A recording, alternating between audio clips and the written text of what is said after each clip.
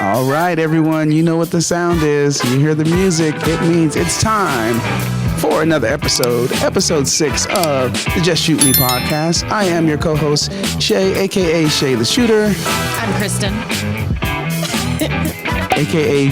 Kristin, the boss. The boss. The boss. That's it. Kristin The boss. I like it. Yeah, we and it only took 6 episodes for us to figure out what that was going to be, but... Well, it makes sense since we're called the Bendigo Bunch in our Facebook group. The boss. I love it. Yeah. It's a keeper. It makes a sense. Keeper for sure. It really does. Yeah. So I agree. The boss. So we're going to get into lots of topics. We have some cool topics today. Let's run down what we're going to talk about. And so I think we're going to get started when we start talking about the serious stuff. We're going to start with second shooters. Yes. So benefit of having them, should you have them? And we're going to look at it from both sides, from the bride side as well as from the photographer and the shooter side, even the second shooter side, I should say. So that should be fun. We're also going to talk about creating a timeline, should you do it, how to do it, kind of a little bit of insight, not go too much into detail, but just, give you some of the thoughts that we have on it and why we do it. And then we're going to go into working with other vendors and how to do that efficiently, how to make friends and not enemies. Right. And so, that's what we're going to talk about today. But before we get into that, we should probably talk about summertime, what we got plans to do this summer. How was Disneyland? Disneyland was great. We went over the 4th of July. I thought it was going to be a little bit more crazy than it was. It was not that bad. It ended up being very chill, actually. Nice. I put my husband in charge of our itinerary, and you know how Brandon is. He's got to have kind of control of the day anyway, so we were all fine. Nice. My sibling-in-laws. He is a pilot. So he has to have the control, which was fine. My sibling-in-laws came with us as well. We had my brother-in-law was already going to be in California for work anyway. He does like biomed engineering stuff. Very, very smart guy. So he was out there for work anyway. And we decided to go to Disneyland with the kids and have him come out there and join us. And so the kids already knew he was going to be out there. And then we decided to surprise the kids with my sister-in-law as well. So I saw that in the pictures. Yeah. They didn't know that she was going to be out there. Bryson, my son, knew because I blew it a couple times on accident. He's at that age where he can read between the lines. But there was a couple times where when we were driving out there, because I'm the kind of person that I have to get out there. We've talked about this. When we travel, I need to get there, and then I enjoy my traveling when I'm there. I love to travel. I hate traveling, and a couple times on the way out there, I'm like, we have to get there because her flight landed earlier than my brother-in-law's, and I blew it a couple times by being like, Caitlin's flight, and then I was like, shit. Yeah. I mean, Justin's flight, and Bryson's like, I know she's coming. Okay. But, my 4-year-old, she didn't pick up on it. Yeah, so she's in her own world. So she was so surprised. She was so excited. Aunt Caitlin's coming. So we had a great time. Big tip is to get the Genie Pass. Genie Pass, I've never heard of that. It's their new Fast Pass. Oh, okay. So, but you can only do it every couple hours, and on certain rides, there's some of their newer rides or newer attractions, you can't do it unless you pay the extra fee for it. But it was totally worth it. They are the kings of milking every cent out of you. But I'll say this, when a lot of the food out there, you got to get, special treats and whatever. And it was not as pricey as you think it was going to be. So, of course, we indulged. But apart from that, it was great. We had a great time. It just was hot. Yeah, it was hot. You guys just missed my uncle lives in L.A., so we're always talking, and he had said for 3 weeks it was overcast and super nice, and you guys just missed that. We did. Just missed that. I was so excited because looking at the weather, it was supposed to be overcast the entire time we were there. It was going to be overcast, low 80s, high 70s. Bull crap. Total bull crap. Yeah. It was sunny the whole time, high 80s. We're sitting there sweating the whole time, and I'm like, I No, it was very uncomfortable with that. California Adventure is not as shaded as Disneyland, so we were a little bit more comfortable at Disneyland. But everybody had a great time. My 4-year-old loves rides. She had every ride she could go on for her She's height. very adventurous too. Oh, she's so adventurous. She's so adventurous. Yeah. No fear. Nah. She loved everything. Her favorite ride was the Finding Nemo ride. Okay. Which was like funny, the little submarine. The submarine, which is is of course as claustrophobic as you could possibly get, and she would not stop talking about that ride. But she went on everything that she could, all of the cool. Star Wars rides, like all the thrilling, super super thrilling rides. But her favorite ride was the Finding Nemo ride. So last time I was there, you know what one of my favorite rides was? It's probably like one of the most boring rides. And I don't even remember the name, but it's the one where you're like sitting in the chair and it's like you're in a plane or you're flying through and like you're going all around. It's in California Adventure. Oh, Soaring Over California? Yeah. I just thought that was so cool. Yeah, we didn't go on that one because I think the line was too long or something. Yeah, by that point we were kind of over California Adventure. Yeah. So. but I guess probably the best ride in there, and it's been years since I've been there, the best ride in there was probably the Cars ride. That was really cool. At night, we did it. Cars ride at night was really cool. We did not do that one either because that one was like a 2-hour wait. Yeah. And to get the lightning pass for that, I think you had to pay extra or something to do that. And we were not about that. That's like definitely their attraction there. That is the one. So. It still was because it was unbelievably long. But the kids definitely loved Disneyland the best. I figured they would. But it was great. I do most of the rides, but not all of the rides. There's some that I just cannot do. But I definitely go to people watch. That's for sure. Yeah, there's a lot of people to watch. I can't wait till my littles are big enough to go. We're gonna have a blast. Really quick, not Disneyland, but Six Flags story. So I had a wedding years ago. I had a wedding in Vegas. So Katie and I, we drove to Vegas, and then we did the wedding, and then we're going to San Diego. So I was like, oh, let's go to Six Flags on the way. She was like, oh, that'd be awesome. So we go to Six Flags, and we get the fast passes. Yeah. And it was not a busy day. So we were literally going from ride to ride with the fast pass and not having to wait in any line. Let's just say we both got super sick because the fast pass was too fast. We were going on those rides too quick. It was like, we didn't need a fast pass, but we got it because I didn't know. I'm like, I don't want to waste my time. We drove. We drove in from Vegas, so we were already tired. So we're like, we'll just get the fast pass and just go so we can get on all the rides. And we were sick. We were both super sick. We just went too fast. There's in California Adventure, they have this ride. I think it took place of the one that like shoots you straight up and down, not Tower of Terror because that's now an Avengers ride, but there's one that they sit you in a harness and it shoots you straight up and down, and it's on the pier. But they took that down and they put in a what's the movie with the emotions? It's a Pixar movie. Anyway, it's just like kind of like a merry-go-round that brings you up and you're in these balloons and it just circles you. I don't know. I almost barfed on that one just because it was so hot outside. Yeah. I think I had already taken like a Dramamine just because I was already kind of feeling knew. It. Yeah. And my head could not get right. I was starting to get that vertigo. And after that, I was over rides the rest of the day. I said, I'm done. I was like, you know what? I think we're good on rides. I'm just going to people watch and maybe just enjoy some beverages. And was that their first time going? It was Emma's first time going. Bryson went when he was I think we took him when he was 5 or 6. Oh, okay. And so it was Emma's first time. The next time we'll go, I think, is when she'll be about like maybe 3 or 4 inches taller. Yeah. So she can get on there. She can get on everything else because she couldn't go on the Incredibles roller coaster, which was, I think it was I think it used to be called like California Screamin' or something like that. It was that big roller coaster.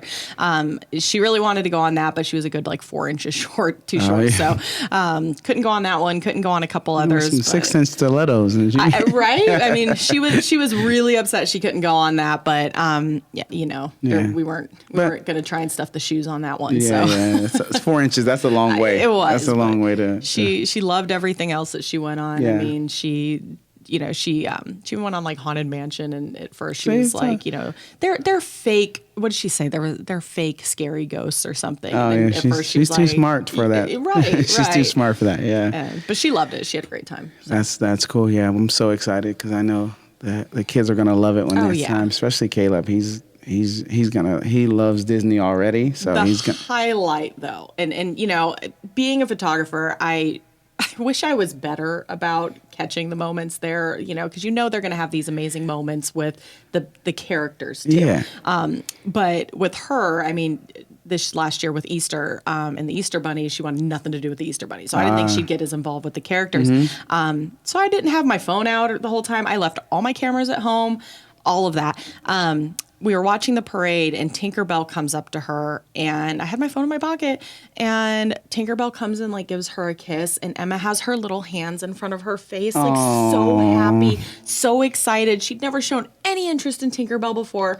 And she turns to me and Brandon, and she's just like so happy. It was like beaming. And Brandon and I start tearing up. Like, Brandon will deny it till the day he dies, but he was tearing up. We were so happy for her. And Brandon's like, "You didn't get that on camera." And I'm sitting here like, "No, it's in my pocket." And we turned. I'm in the moment. I'm in the moment. And I turned to my brother-in-law. I was like, because he had his phone out, and I was like, "Did you get that on camera?" He's like, "I missed it." And I was like, "Oh my God." Like, I was looking at Facebook. Yeah, he was looking. No, his brother was great about documenting everything. He even put together a Google Drive, like, for everything, so we could add everything in. But he missed it too because he was, I mean, come on, he was checking out the princesses, the other princesses, not. But I mean, it was such a perfect moment. But I missed it, and I was like, you know what? I really am a horrible photographer that I'm not, on vacation, not getting these moments. But I mean, you're much better about doing this with your kids. You get all these really amazing memories and moments, and people will ask me this all the time at my shoots, and they'll be like, "You must have amazing, just wonderful photos of your kids." And I'm like, no. I actually don't. I'm more focused on everybody else's families than my own. I try to get, I think we didn't even do our little cheers. We're bad about this. Yeah. Cheers. Thank you for joining us. Yes, thank you guys. Yeah. No, I try to be better when, what helps is that Katie's on me. But also because Caleb was born during the pandemic. So I had nothing to do but take his picture all day. Right. So he had so many pictures that with Kennedy, I have to take some just so that we don't look like we neglected her.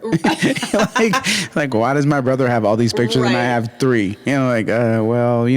Timing is everything. Well, I mean, with Bryson, I didn't have, I wasn't doing this at the time. Yeah. I was working in I was doing retail first. I was a manager in retail, and then I worked got into my big girl job doing behavioral health and stuff. So I didn't have like my big cameras. I had my cell phone cameras, and they were not good then. Yeah. So, but I did have a big old baby book for him, and I kept up with it for a long time.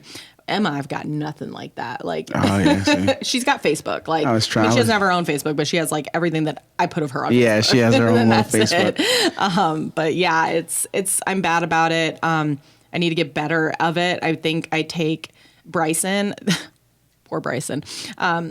The only pictures that I get religiously of him every year is when he does baseball. And then his birthday photos, and only because it's one of our horses' birthdays the same week. Oh, so I take their birthday Bryson, photos I hope he never listens to this podcast, because he's going to be like, "Mom, you really don't like me, do you?" He got a haircut this week because it's their birthday photos. Oh, nice. Their birthday photos. Him and Ollie, our quarter horse. They have to take birthday pictures this week. That's cute. That'll be good memories, though. I mean, that'll be good memories. He'll be like, "Why do I have all these pictures with Ollie? That's your horse." And I'll be like, "Look, y'all's birthdays fall on the same week. We're killing 2 birds with one stone, buddy."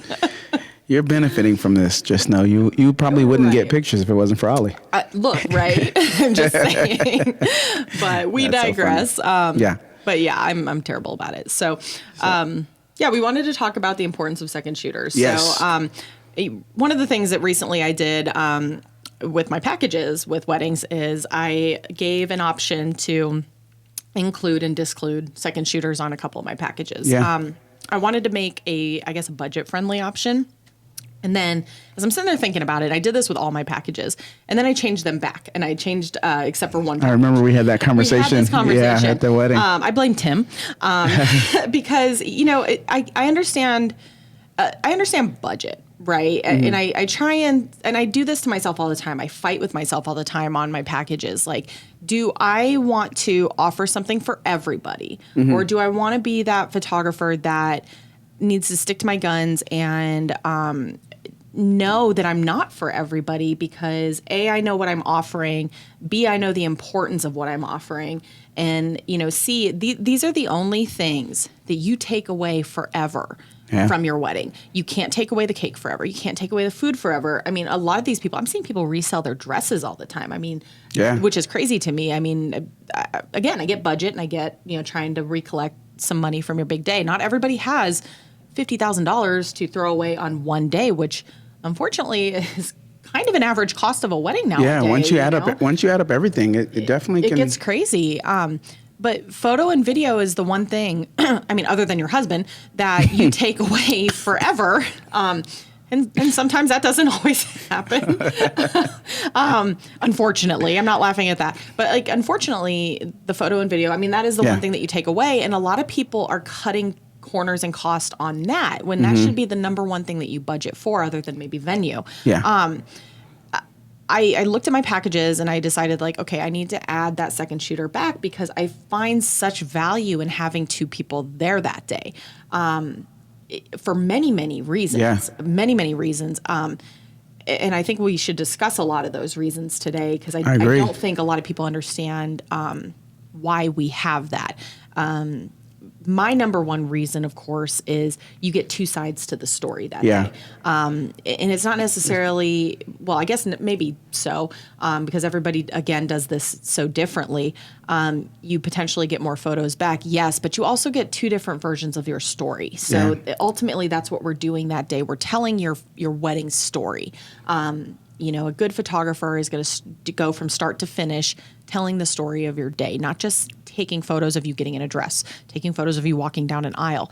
We're telling an actual story. So having a whole nother eye is a wonderful thing to have. So for sure. And it's, and on top of that, it's, it's kind of like what we talked about last time, having two cards. I mean, it's kind of also a backup in a way as well. But having two sides of the story, I think, being that I've been shooting weddings for 15 years or something like that. I remember before, it was more, weddings were more about the bride. They are still mostly about the bride.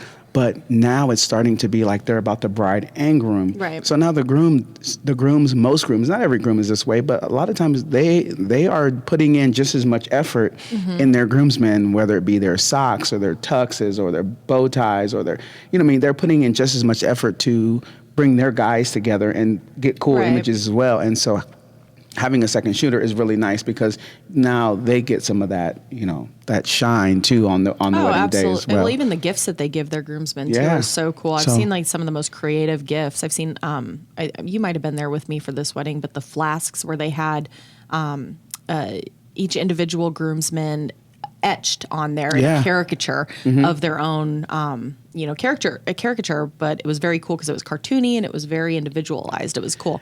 And then that one we did where he gave the Lego Star Wars. Oh, the Lego Star Wars. That was super cool. I didn't tell you afterwards because I went to their baby shower. Baby shower, yeah. And each of the guys got the Lego guy tattooed on their arm afterwards. Oh wow! So they're really committed. Those are the kind of guys you want in your wedding party. Absolutely, absolutely. So it was really cool. But it's you get these two separate stories. You get to have that. You can be in two places at once, which is great because sometimes we offer different packages. I have like a 6-hour package, 8-hour, 10-hour. Again, budget. Sometimes you only budget get and expectations. Sometimes you only get a venue for 6 hours. Sometimes you get it for 10 hours and you want us there the whole time. It's really whatever you want. And I like to give those options.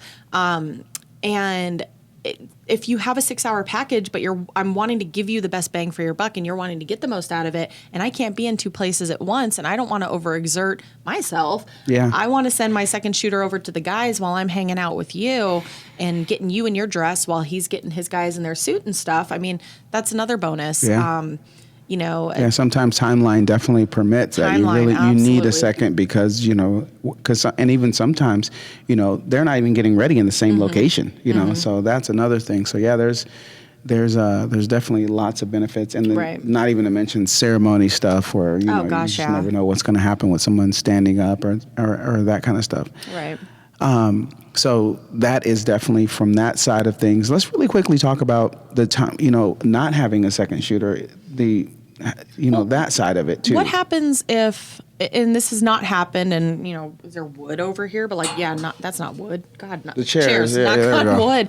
But what happens if I'm driving to your wedding and I get in a car accident and I can't be there anymore? My Yeah. second shooter can, because they're on their way in their own car, and hopefully I'm coherent and I can call my second shooter and be like, hey, I just got in a really horrific car accident. Please take over for me. I'm going to call somebody else from the team to come over and second shoot for you now. Mm-hmm. But my second shooter, I take pride in leading up to the big day. I know a lot of my team probably gets so annoyed by all of the messages and honeybook timelines and everything. Well, you've gotten better at prepping us that they're coming, I so do. that's good. But there's a reason for it, because if something were to happen, and brides ask this, and it's a great question. Like, Oh, yeah. what were to happen if you're not there? If you can't make it on my day? And again, this has not happened, and hopefully it doesn't. But I have an answer for that. Yeah. And that is, my second shooter will take over for me, and they will be fully versed in your day, that they won't have to call me with any questions, because they have your timeline. They know you pretty much as well as I do by then, because of that. My Honeybook portal has all of your information in it. They're not going to need to call me for anything, and we will find a second shooter for you. You will be covered. Yeah. Like, there's no not Another benefit of having a team. Another benefit of having a team. Such a benefit of having a team, and we'll get into that as well. But yeah, that's such a benefit. I think it's a huge importance. And I've heard people in the industry, and I don't know if it's a pride thing or what, but they're, why do you have second shooters? You can totally do this on your own. I can, absolutely, but why 100%. should I? Yeah, and I've come more around to that mindset, that way of thinking, as far as like, I can do it on my own, but why? Because I think before we all came together, I've worked with some great second shooters, and I've worked with some second shooters that aren't great, and so I think I had a really run of just getting some bad second shooters. And so I kind of was that mindset, like, I can do this on my own. Like, I don't, when you don't have a good second shooter, then it makes you have to feel like you have to do more. Right. So sometimes I would feel like having a second shooter was actually more work. Right. Because I was like, did they get the shot the way I wanted? Are they Right. gonna do, is it? So now I found myself backtracking. And getting stuff, but then also trying not to hurt their feelings, like they're just irrelevant. But at the same time, honestly talking, I was like, I have to make sure that I get this, because I'm not sure. So I think, having a second shooter is super important, but I think having a good second shooter and having people that you can rely on, I hate to say a stable of second shooters that are going to get the shot and are going to come with the right energy too. And then also, I'm second shooters, like with you. I'm like, I could do it by myself, but why? These second shooters are my friends. I enjoy. They bring out a creativity out of me, as well as and an energy out of me because of their energy. So there's all kinds of great reasons to have a second shooter. I'd rather take the cut, to be honest, in my pay and pay you guys to come and help me. Yeah.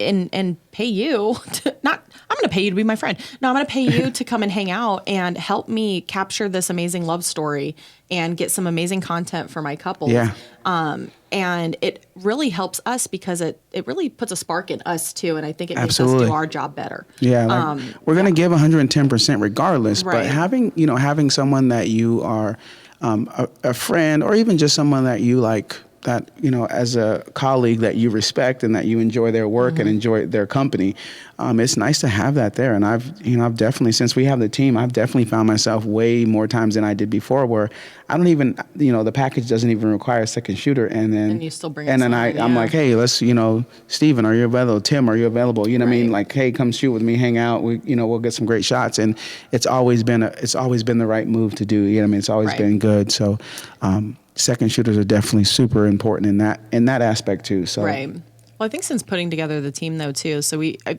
put together this team that was something I never even thought I wanted. Actually. I'm not going to go into that conversation we had about that.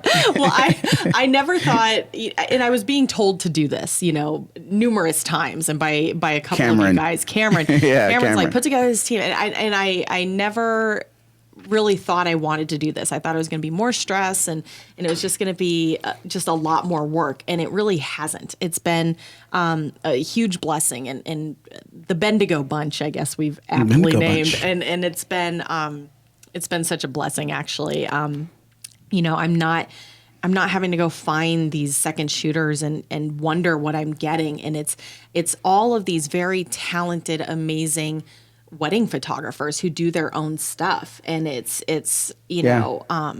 and they're my friends. This is a group of friends that I can trust and that trust me too. And I give it back 100% as well. Hey, I'm looking for a second shooter, and I'll be like, yo. Yeah, and sure. I'll immediately just be like, I'll block that day off too, and I won't take a wedding for myself. And I'll just, if somebody wants to book me that day and they're absolutely adamant, I'll get one of them to be an associate shooter then. And I'll still second shoot for that person, because this team is that important to me now. Yeah, it's in the value of this friendships that we've all made too. I mean, we are such a tight team now, and it's been what, a year and a half, 2 years almost now? Yeah, about 2 years. I think it's almost been 2 years. Yeah, and it's been so crazy because it's just been such a blessing. And I think the value of having a team surrounding you, an amazing team surrounding you, has been just so critical and crucial to everybody's business. Yeah, absolutely. Not just my own, not just yours. I mean, it's been amazing. And for me, on being part of the team, definitely found friends and found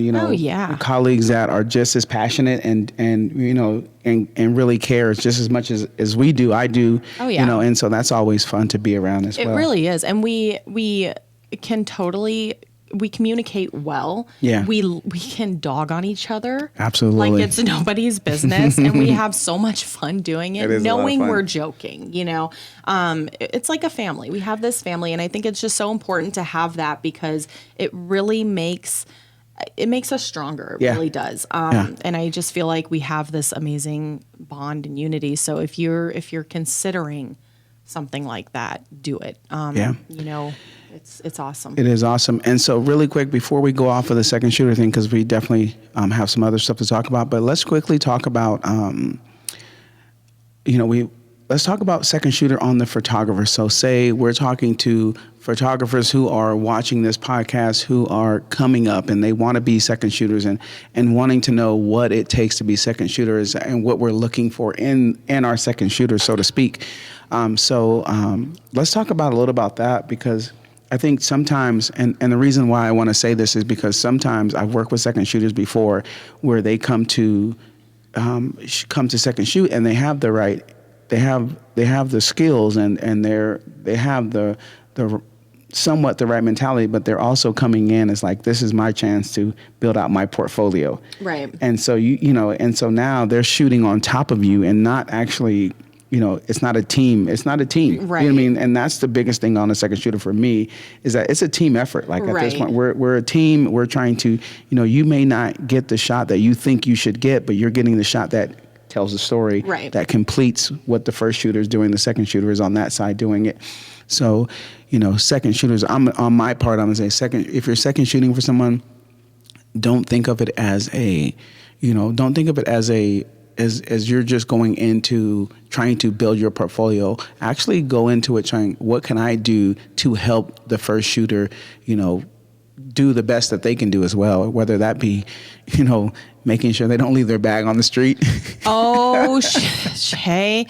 So this one here is the king of leaving his bag on the street and has gotten it stolen. And then in our last wedding too, he has almost gotten his bag taken as a second shooter too. Yeah, as a second shooter. Yeah. We need a third shooter to watch me. Luckily we had a bridesmaid be like, is this your bag? And I just looked at him. Yeah, you did. If you're watching this on YouTube. In fact, if you're not watching this on YouTube, please go watch it on YouTube so you can see the look I'm giving. Check us out on YouTube. Yeah. I got that look on the wedding day and I deserved it. But yeah, he's right. It's even things like that. And it's even too, if you reading your first shooter too, if they're stressed out, what can you do to help? And reading that stress, like, is the bride Ché, is the bride stressing you out? Yeah, And it happens. how? Because sometimes the bride just gets in their own way. So, is it just simply changing a location? Is it simply just, looking at the timeline and like, okay, have we been doing this part a little too long and what can we do to give a break? Things like that. Is it, again, the bride just getting in her own way? How can we make that change? What can we do for your first shooter to make sure that we get him or her back into that focus line? Yes. Where he's not, or he or she is not about to like lose it. Yeah, and that's where also a team, and I'm going to go into that because I know what you're talking about. We know we know where we're so at. I'm going to go into that, and that's where having a team is another crucial point because we know each other. You know each other, and so we had a wedding where I was a little flustered, and not your fault though, and at all.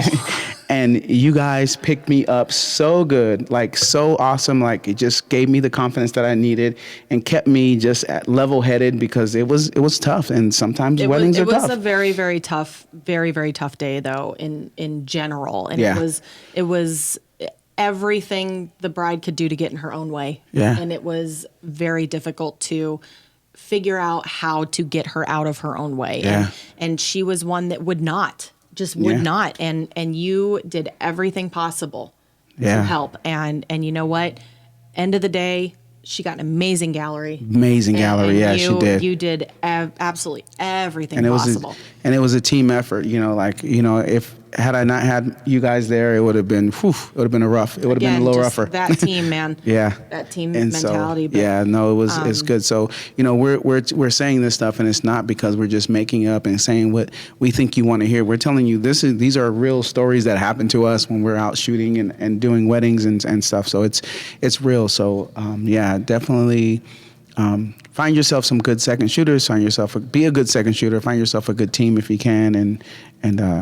Again, as a second shooter, it's exciting, especially getting into weddings as a second shooter. But again, you're not there to build your portfolio. You're there to enhance the bride and groom's their gallery. So a couple tips to do as a second shooter, focus on what your first shooter's doing. So if you see them shooting like in a landscape, quite frequently, then shoot vertical. And don't be on top of them. Please try and find a different angle. If your first shooter is getting the safe shots, then get creative. If they're getting creative, please get the safe shots. If they send you off to cocktail hour to take photos while they're doing the bridals, don't complain about it. Just go do it. Again, it's not about your portfolio, as exciting as it may be to want to get those photos. Please do it. If some photographers do not want you to share any of the photos that you've taken because you technically work for them, you're not the photographer, then don't share them and don't complain about it. We are one of those that personally, we don't care. Just let us share it first. Yeah. And you have to tag us because that's, it's our galleries. Yeah, that's the right thing to do. That's what you do. It's the nice professional thing to do. But otherwise, just let us share it first. We don't care. Our entire team knows that. We do the same for them. Just be the help, as we say. Yeah. Be the help. I mean, from the big things to the little things. If you see your first shooters overly sweaty and gross, go get them some water. I mean, it's little things. Yeah. It's just being super helpful for them, and they'll remember that forever. I mean, for sure. That's a lot of stuff that. And for me, when I have a second shooter that I've been working with a few times, and they're doing a good job, and I see them just where they need to be and doing the right thing, I always give them their flowers, but I also give them their flowers in a way where I'm like, hey, I'm going to go do this. Can you spend 15 minutes and just get whatever you want of the bride? Right. Hey, I know you love shooting sunset. You're really good at this. Yep. I know you love shooting sunsets. Hey, go do the sunset shots and let me, I'll go do something else, or I'll hold the light for you while you do the sunset shots. I love to do that for like you and Steven. Like if you guys are second shooting for me, I'm all about you guys taking charge of like the sunset stuff because y'all are pros at that and you love to do it. And I know you're going to create magic. So, please do that. And a lot of times the bride and grooms share those photos and I'm like, dude, it's all them. So, the second shooters, big key for bride and grooms to have. and for us to have. Yes. I love it. And it's more fun for us. It is. It is more fun for us. And, also on the line of second shooter, you are the master of this, and I try to do a good job, but I don't do as good as you, but I try to, making sure that your second shooter is in the loop of everything, like as far as your timeline, bride and groom's names, you'd be surprised. You'd be surprised, like bride and groom's names, and kind of like what their shot list is, even if it's, and even writing down or having a conversation with your second shooter before you start saying, hey, whether I know this bride and groom and this is kind of their tendencies and this is what I'm trying to create for them and this is going to be the potential hurdles. Right. Just being communicative and just also like sharing that checklist so that they know what the goal is and what the end goal is and creating that checklist. And so you are, like I said, you're the master at like just making sure that communication with your second shooters is just open and creating that checklist in a timely manner so that people get it out. So, and so creating that checklist and timeline is super important. It may seem, annoying as much communication as I send you guys, but there's definitely a reason. And I send my videographers too. Like I send things to Cameron all the time, and I swear to God, Cameron, if you ask me one more time for like timelines or something, and I know they've already been sent, Cameron, Oh, Cameron got the look that's reserved for me and Steven. Oh, he knows. Or he'll ask me a question that's clearly on like the timeline, like the wedding grid that I send you guys, and I'm like, are you freaking kidding me? Did you even look at it? Did you even look at it? Or he'll be like, can I get the email address for somebody? I'm like, it's in the freaking honey book, man. Yeah. He'll be like, I hate honey book. You know what, Cameron? It's too bad. How can you hate Honeybook, first of all? I know. Well, him and Tim, they're just so... How do you hate Honeybook? It's not even a situation. It's not even a thing that you hate. Those canon people. Yeah, it's not even something that you could hate. Like I know. It's a thing. It's a tool that's awesome. Because if they really actually went in there and used it, and because it would be an "I told you so" moment, and they don't want to hear that. Yeah. Well, I mean, they live that life as a canon shooters. They should be used. Well, they live that life as husbands too. So. Yeah, so creating the timeline is super important. Finding out, and not only for your second shooters, but also for you on the day, just making sure that you are in sync with the bride and what their expectations are, and you being able to lay out what your expectations are, and making sure that everyone's on the same page as far as timeline goes. Because sometimes, when you are, especially when you're not in a team environment, right? There could be 3 different timelines floating out there. Well, I personally think timelines should be our job. I know it's more work on us, but I think they should be our job, because as much as I love some wedding coordinators and planners out there, they don't understand how much time it takes for us. Yeah. Because I will read some coordinator and planners timelines, and they'll have things marked off there like, oh, first look, starts at 5:00, and then bridal party photos start at 5:30. And I'm like, why do you think a first look takes 30 minutes? And then you only gave me, 10 minutes for bridal party. Yeah. And they have a 20-person bridal party. Exactly. I mean, those are the things that they don't take into consideration. And I do, because I send them a questionnaire that asks them, how many people do you have in your bridal party? Yeah. And stuff like that. And, are you doing a first look? And blah, blah, blah, blah, blah. And again, I love coordinators. They help on the day of. They're great. But they don't take some of these things into consideration. Yeah. And the communication is not always there. And so on the day of, yes, I'll show up and they'll be like, oh, we have a coordinator. And I'm like, excuse me? Yeah, and then they'll hand me this timeline. And I'm like, not what we discussed at all during your timeline consultation with us, but okay. And then I basically throw mine out the window because I know I'm not going to win this one. And you try and be a team player. Yeah. So, and I know certain venues also do things way different, and you pretty much have to follow their timeline or you're shunned. So I personally love writing the timeline, and I'll discuss these things with the bride, and I always got to make sure, like, do you have a planner or coordinator? Tell me now or forever hold your peace. Yeah. Or because I need to know these things. And I mean, everybody that I talk to, that I work with, they love that we write this together, and I'll send it to the venue, or I'll have them send it to the venue, whoever, and 9 times out of 10 it works great. Yeah. And they love that we write these too, because then they don't have to. Exactly. But when you have a planner who, wants to do their own thing, it's fine if you keep me in the loop. Yeah, but exactly. if you don't keep Let me in the know loop, what's- we're going to yeah. have a problem here. But And a lot of times, we're talking to the couples a little bit more in depth, Yeah.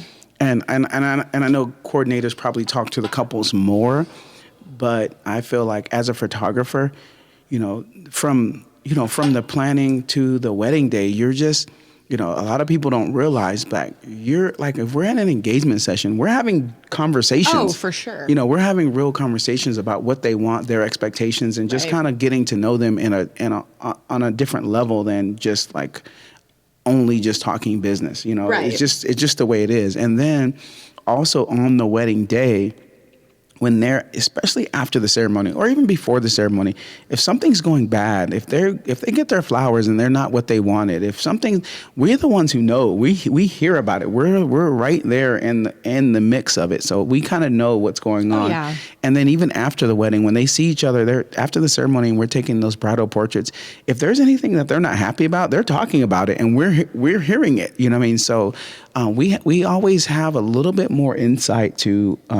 Not always, most of the time, we have a little bit more insight to what's the bride and groom are really feeling and what's really going on. So we can kind of pivot based on that. And so, us creating, a portion of the timeline. I think some of the stuff, like obviously wedding start time sometimes can be Right. a little bit tricky based on the venue and the location. Right. But you can ask the general questions, to get things started. Like in my questionnaire, I asked, like, what time is your ceremony starting? Like, I won't sit there and be like, you have to start at this time. Yeah. Like, I ask, what time is it starting? And then if they're like, 5:00, and I know sunset is 6:00, and they're having a 30-minute ceremony, then I know I need to request that they do a first look. Yes. Things exactly. like that. That's Then- 100%. Yeah. Yeah, Then I know 100% that the I way can to go give about these that. kind of, things. And I've only had one bride ever really kick back and be like, I do not want to do a first look. I do not want to. Then I know I need to really, first of all, we need to work really, really hard at making sure that we're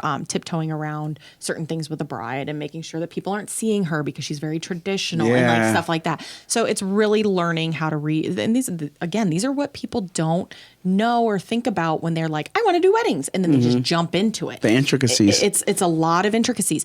And so that was a difficult one, but we made it work. She gave me a 5 out of 5 review. I was there. You were I there. was there. It was hard, but we made it work. And that was a good another good, we keep harping back because it's been such a great thing for us, but there was a good team effort. I was doing the DJing. It was so good. But I also helped you kind of get through some stuff. You did. You helped So- me. You jumped Yeah. right out there with me during Yes. sunset to help me knock out some things that Yeah. I knew I needed to knock out because we were also busy rounding up family. I Yeah. mean, it was difficult because I had a big family too, and we had a difficult mother-in-law. I mean, Yeah. it was a lot. Did not know that we were going to make it through that one okay, and we got did. it. Yeah, it was such a good it was so teamwork. great. Yeah. But yeah, it's those little things that you can suggest and stuff based on just the simple questions. Yeah. But yeah, there are some things you cannot control based on like what time the venue is going to let them into to get Yeah. ready based on what Yeah. they paid for. So some things are out of your control. Yeah. Some venues, every venue is different and they have their reasons to do their things they do. But some venues, like, you can't come in more than 2 hours before the ceremony. It's like, so obviously they can't do their hair and makeup there. And then it starts to change, Yep. how things have to be done. So, Yep. yeah. But doing a timeline definitely, it also allows you to be prepared for that stuff, Right. and like that one we were just talking about, being that I was going to be the DJ and, because you had did that timeline so early and was on top of everything, it allowed you to like communicate that with me so that I could Yep. be prepared to help out in any way that I could as well. So, and also benefit from, I could do so many different things. You do everything. I mean, you're like a one man. So we have the venue, we got the DJ, we got the photo, we got the video. You can officiate. Yeah, I can officiate we too. got everything. Yeah. You're crazy. I just love weddings and working yeah. so much that it's just really cool that I can do so many things at a high level. But it's been a lot of work. I've had to learn. It's not, it didn't all come naturally, but I enjoy it so much that I've just taken the time to learn that stuff. And we have like new stuff coming that you don't even know about yet. Oh, dear God. Yeah, so that'll be coming soon. That's how you got me into the venue stuff too, at our Christmas party. Yeah, I did. Katie has taught me to be a really good prepper. I like to prep. So when there's something coming big on the DJ side of things and the venue side of things, that it'll be a lot of fun. I think I should be aware of the venue side of things. Well, yeah, you should. We'll talk about it. It's great. What? It's good. It's all good. We'll talk. I'm in this. Like, you have to. So just ordered a light up digital dance floor. Is this in our expense? Like, did we wait? Hang on. Is this a large? Okay, we'll have this conversation later. Brandon's I feel like I'm at home. Brandon's gonna listen to this, and all he's gonna hear is like dollar signs in front of his eyes. Like, that's all he's gonna see, and be like, it's something that benefits the. I think I'm all for it, but I want to see an expense report. Okay, this is what I will say. It's something that benefits the venue. Okay, but it's not paid for by the venue. The DJ is paying for it. Oh, then I don't give a shit. Yeah, okay. So that's the DJ is paying for it. It's just something that benefits the venue. All right, Brandon, I would not have made that big of a purchase without like saying, hey, Brandon, so by the way, no, the venue paid for none of it. It's all the DJ, but it's a new thing that's really cool. That's awesome. Yeah, it's going to be really cool. Congrats, that's great. Yeah, it's going to be it's going to be fun. So more to come on that. So I love it. I have not, speaking off topic, it has been a while since I purchased anything for my company in a while. Since the Z8. That was what, 2 months? Yeah. That's a while. There's nothing wrong with that. You know what I mean? There's sometimes you gotta show a little. It's a little restraint. Well, because it's a slow season too. And Nikon hasn't released any new lenses I need. But I did see though the 35 and the 105 are coming. Those are the next lenses. Where did you see that? Because I'm waiting on the 35. From the people who work at Nikon. I know, but where did you see? I didn't John. get Oh, John. Well, John's been saying it's going to be coming out. No, but it's been like from the reps saying that the next two lenses are going to be the 35 1.2. Oh, well, John, when it comes out, 105 1.8. I don't need that. I'm excited about the 105 1.8. I do need that. I'm and 135. I'm sorry, not 105. 135 1.8.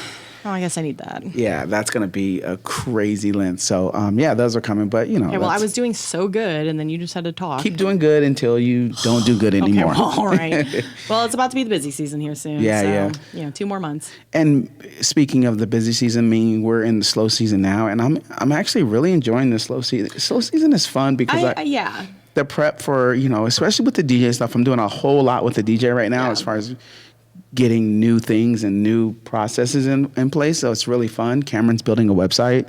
Yeah. So that's really cool. And, with photography, still making some tweaks here and there with that too. And, it's really been a really good off season. I'm excited, and vacation coming up too. So it's just, it's good times. That's good. Yeah. Good times. Holler. Yeah. All right. So what is our next topic? We speaking of, like, we've been talking a lot about teams and everything. So we're going to just kind of keep that going and talk about working with other vendors that are on your team and, but more importantly, vendors who are not on your team, because there's nothing wrong with, the bride and groom hiring different people for different things. Right. But it is very important to know how to communicate with them and how to, work good, play well in the sandbox together. Right. So do you have any pointers for doing that? With, like, say, for example, you are working with videographers that you've never worked with before.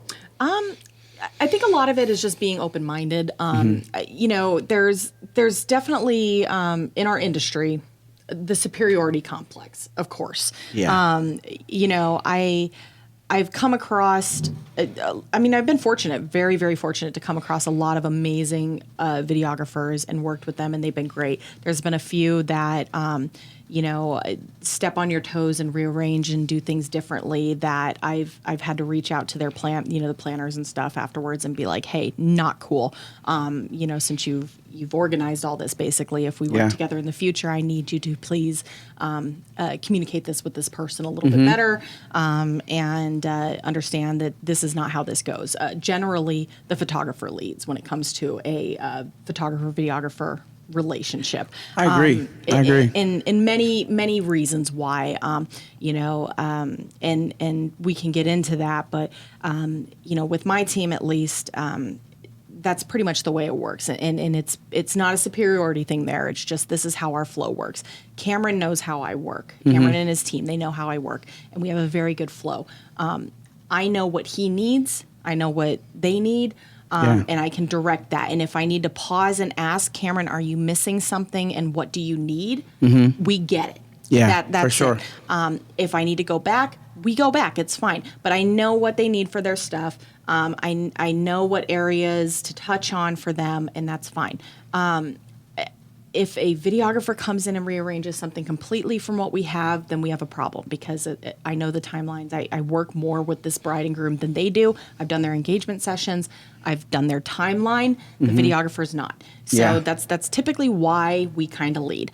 I've heard horror stories too, working, I know that one of the members on our team, and I'm not going to say this person's name because this, I don't think this other videographer is going to listen, but, had a horrible experience with another videographer who was absolutely atrocious to this person, and rude and nasty and making condescending remarks. And this person is not from Tucson, thank goodness, because I would be appalled if they were, and I would absolutely call them out if they were.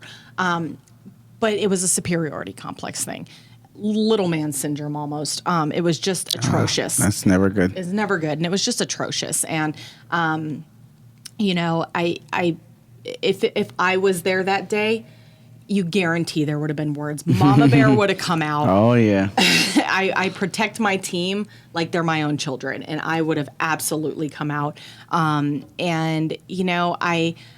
value everybody's artistic views completely and what they bring to the table. And everybody that I've worked with in Tucson has been fantastic when it comes to video. They've all been so kind and so wonderful. And it's because the people that train each other here have been fantastic. Absolutely. But I know when you reach out in different areas, I personally worked with somebody in Phoenix who was from out of state. And this person, all they kept saying the whole time was, I have 15 years of experience. I have this, I have that. And this person could not get out of their own damn way, and was just could not stop focusing on their years of experience, but also did not know what they were doing, and kept getting in their own shots, and then kept getting in our shots, and kept, and so it was just still trying to be open-minded and still trying to be, this is not about them, this is about the bride and groom. And it was like, okay, well, what can me and my second do to prevent, getting in their way, and just trying to think of the bride and groom, and just trying not to make it about us, and about this person. And so it's just being open-minded, really, because not everybody is like that. It's just the few and far in between that we come across. And I also need to always remind myself, not everybody is my team. Not everybody is as blessed as me to have that. Yeah, I agree. First, having a conversation with them, if you can before the wedding, is good if possible, but definitely during. Sometimes you can't. Yeah, sometimes you can, but definitely during the wedding, before you start shooting, just kind of maybe, especially the ceremony, run through a little game plan. Like, hey, this is where I plan on being. Where do you plan on being? Hey, this may be hard for me if you're here, in the way the whole time, so to speak, and in the way may not be the best word, but if you're there, blocking the aisle the entire time, it's going to be hard for anybody else to do anything down the aisle. And so, it's definitely try to communicate with them. But also, I always try to remind people, like, hey, we're actually, even though I don't know you, we're on the same team. We're on the same team. Yeah, we're on the same team. I don't know you, but we're on the same team. Yep. We are both trying to accomplish the same mission. So, the more we can do to help each other out, the better product the bride will get on both sides. Right. And so let's just keep that keep that in the forefront. But again, some people are so used to doing the things the way they do that they just like step in front of you and just, it's all about them, and they don't have, they don't care about anybody else except themselves. And that's, again, another part, I hate harping on it, but where having a team is so important. It's because very important. They know, like, hey, we are actually on the same team. We're actually trying to get things done and make sure that, we produce the best product for the bride and groom at the end of the day. That's what it's all about. Yeah, it's not about us, it's about them. It's about them. And, I've and that even comes with, sometimes working with, I know they're not vendors, but working with sometimes wedding party, you have to just let them know sometimes, like, hey, these pictures aren't going on my wall. These pictures are going on your best friend's wall. So if you cooperate, that would be helpful. Yeah. You know, and so yeah, just communicating that stuff, but also just you know, sometimes being assertive when you need to. Yes. And making sure that things happen, because I remember one year that was my New Year's resolution, was to be more assertive at weddings. It was like one of my first 2 or 3 years in, be more assertive at weddings, because, you know, other vendors would come in and just kind of run over you, and you just be, and I'm so chill, and I'm like, okay, I'll make it work, and then, you know, at the end of the day, it's like, you know, it really hindered, and it didn't have to be that way. You know, so. I like when parents, like when you're doing family photos and stuff, and like family members will be, wow, she's loud.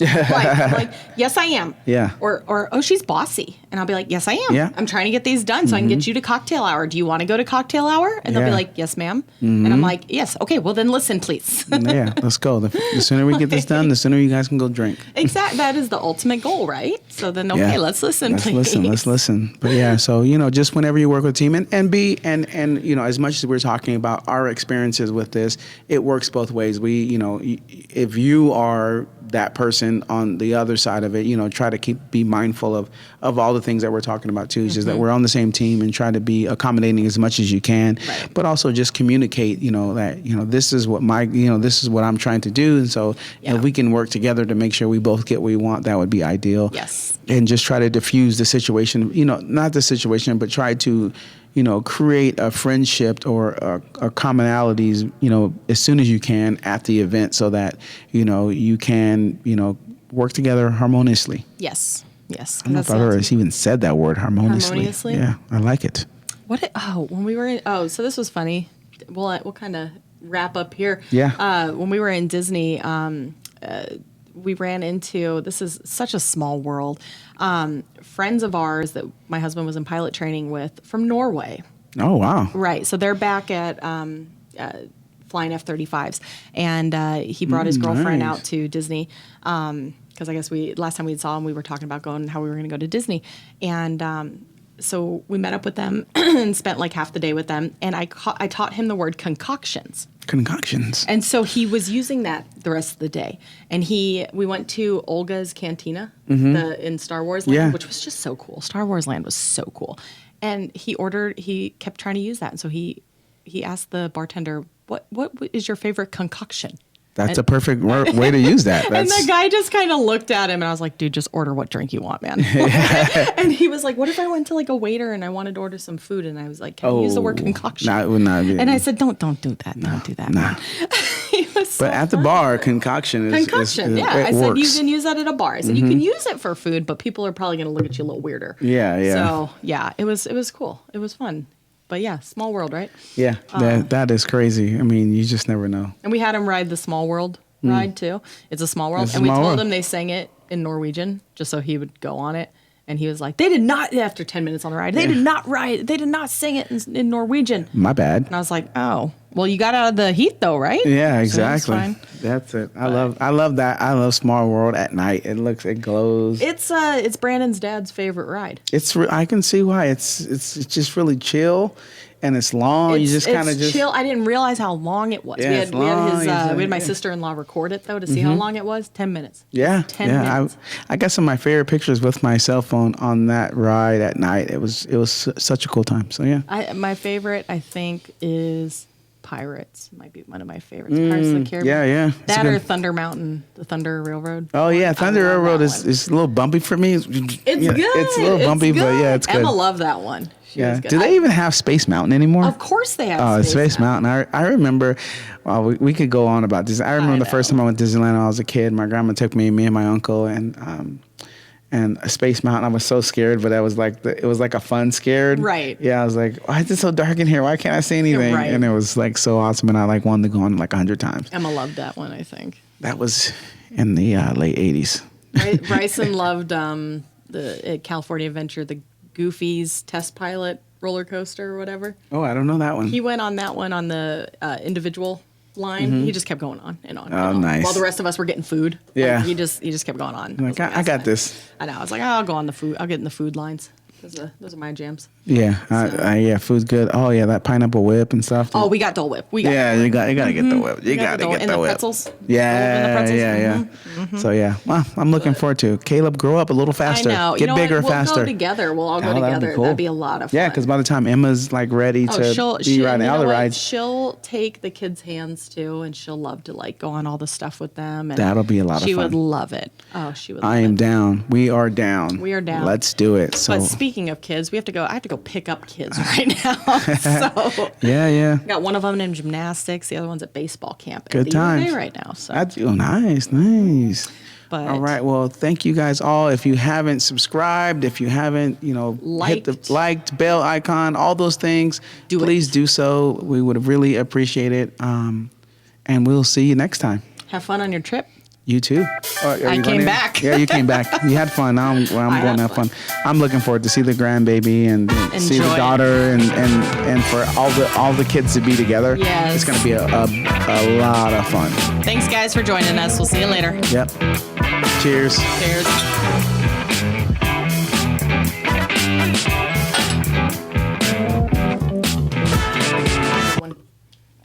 That was a good one.